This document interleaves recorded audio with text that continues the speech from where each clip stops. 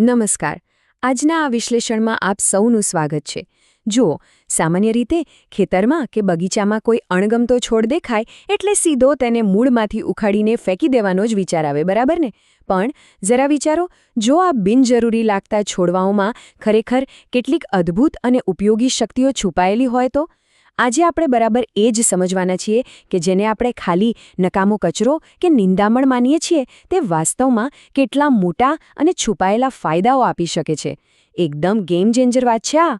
તો હવે સૌથી મોટો પ્રશ્ન એ થાય કે શું નિંદામણ ખરેખર માત્ર પાકના દુશ્મન જ છે? પરંપરાગત રીતે જોઈએ તો આપણે નિંદામણને હંમેશા ખેતીના નુકસાનકારક તત્વ તરીકે જ જોતા આવ્યા છીએ.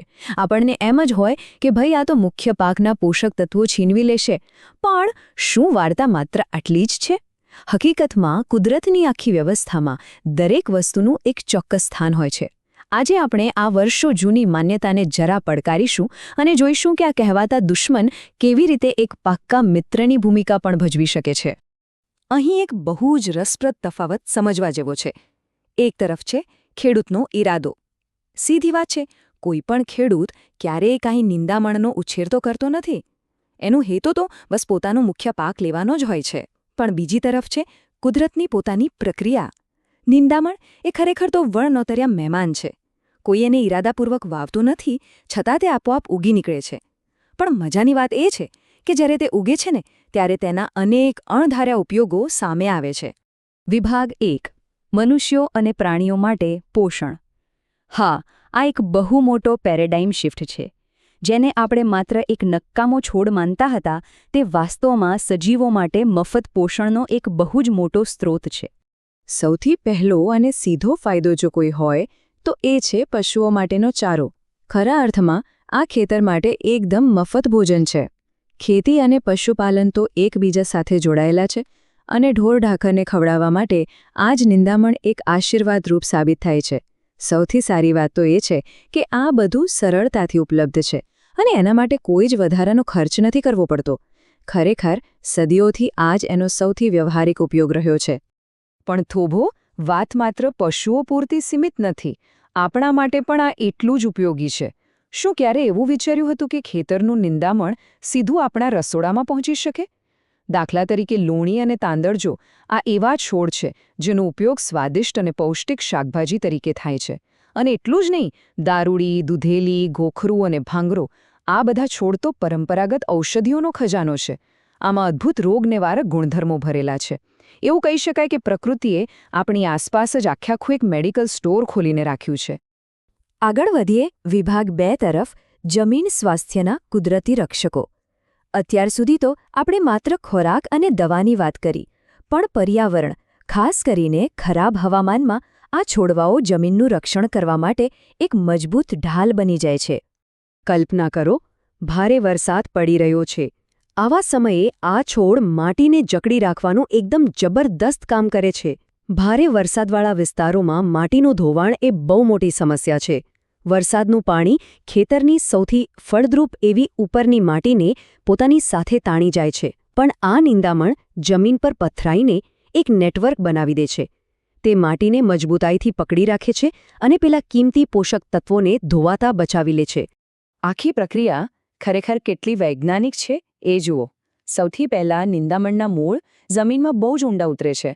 પછી આ ઊંડા મૂળિયા જમીનના છેક નીચલા થરમાં છુપાયેલા સૂક્ષ્મ પોષક તત્વોને શોષી લે છે. અને છેલ્લે જ્યારે આ નિંદામણ નાશ પામે અને માટીમાં ભળી જાય ત્યારે તે એ તમામ તત્વોને જમીનના ઉપરના થરમાં ઠાલવી દે છે. બરાબર એ જગ્યાએ જ્યાં આપણા મુખ્ય પાકના મૂળ હોય. સરળ ભાષામાં કહું તો આ એક કુદરતી પંપ જેવો કામ કરે છે. ઊંડેથી પોષણ ખેંચીને ઉપરની માટીને ફળદ્રુપ બનાવે છે. છે ને અદ્ભુત? હવે વાત કરીએ વિભાગ 3ની. આશ્ચર્યજનક કૃષિ અને વ્યવહારિક ઉપયોગો. પોષણ અને જમીન બચાવવા સિવાય પણ રોજિંદા જીવનમાં અને ખેતીમાં આ નિંદામણ કેટલી ક્રિએટિવ રીતે ઉપયોગમાં લેવાય છે તે હવે આપણે જોઈએ. તમને જાણીને નવાઈ લાગશે કે આ નિંદામણ જમીનને 100% ઓર્ગેનિક બૂસ્ટ આપે છે. જ્યારે એને ખેતરમાં જ સડવા દેવામાં આવે કે જમીનમાં દાટી દેવામાં આવે ત્યારે તે ધીમે ધીમે સેન્દ્રિય પદાર્થ એટલે કે ઓર્ગેનિક મેટરમાં ફેરવાઈ જાય છે. આનાથી જમીનની ક્વોલિટીમાં જે વધારો થાય છે ને એની કોઈ વાત જ ન પૂછો. કોઈપણ જાતના રાસાયણિક ખાતરો વાપર્યા વિના જમીનને ફળદ્રુપ બનાવવાનો આ સૌથી કુદરતી અને બેસ્ટ રસ્તો છે. અને એમના પ્રેક્ટિકલ ઉપયોગો તો જુઓ. દાખલા તરીકે સાધો. ડાંગર રોપતા પહેલા ખેતરમાં ઉગેલો આ સાધો લીલા પડવાશ એટલે કે ગ્રીન મેન્યોર તરીકે ખેતરને ફળદ્રુપ કરે છે. પછી આવે છે ધરો. આ તો આપણે બધાએ જ જોઈ જ હશે. સુંદર અને લીલીછમ લોન બનાવવા માટે લોકો આને હોંશે હોંશે ઉગાડે છે. બોરડીની વાત કરીએ તો એ ખેતરની ફરતે એક કુદરતી અને મજબૂત વાડ બનાવવાનું કામ કરે છે. અને છેલ્લે ચીડા નામનો છોડ, જેના મૂળિયાની ગાંઠમાંથી ઔષધીય તેલ કાઢવામાં આવે છે. આ તો માત્ર અમુક ઉદાહરણો છે જે બતાવે છે કે આ કહેવાતું નિંદામણ કેટલા બધા અને કેવા અગત્યના કામ કરી જાણે છે. તો હવે આવીએ છીએ આપણે વિભાગ 4 પર. સામાન્ય નિંદામણ વિશે પુનર્વિચાર.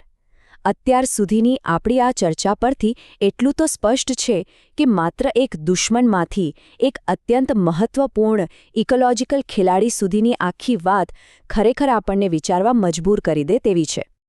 આ આખા વિશ્લેષણનો નિચોડ એક બહુ જ સરસ વાતમાં સમાયેલો છે. કોઈ પણ ખેડૂત ઉપયોગ કરવાની ગણતરીથી ક્યારેય નિંદામણનો ઉછેર કરતો નથી, પણ એકવાર તે ઉગી નીકળે પછી તેના વિવિધ ઉપયોગોને કોઈ નકારી શકતું નથી. હા, એ વાત સાચી કે તે આમંત્રણ વગર આવે છે, પણ જમીન, પશુઓ અને આપણા માટે તે જે મૂલ્ય ઉમેરે છે તેને ક્યારેય પણ અવગણી શકાય નહીં. તે ખાતર પણ બને છે, જમીન પણ બચાવે છે અને સાથે સાથે દવા અને રક્ષણ પણ આપે છે. તો છેલ્લે એક બહુ જ રસપ્રદ પ્રશ્ન વિચારવા જેવો છે. શું નિંદામણ એ માત્ર એવા અણસમજાયેલા છોડ છે જેના સદ્ગુણોને આપણે હજુ સુધી પૂરેપૂરા પીછાણી શક્યા નથી? આ પ્રશ્ન ચોક્કસપણે આપણને આપણી આસપાસની પ્રકૃતિને એક સાવ જ નવા દૃષ્ટિકોણથી જોવા માટે મજબૂર કરે છે. એવું કહેવાય છે ને કે કુદરતમાં કંઈ જ નકામું નથી હોતું, જરૂર છે તો માત્ર તેની યોગ્યતા સમજવાની. આશા છે કે આજના આ વિશ્લેષણથી આવા વર્ણનોત્ર્યા છોડ વિશેની આપ સૌની સમજ વધુ સ્પષ્ટ અને રોચક બની હશે. જોડાવા બદલ ખૂબ ખૂબ આભાર.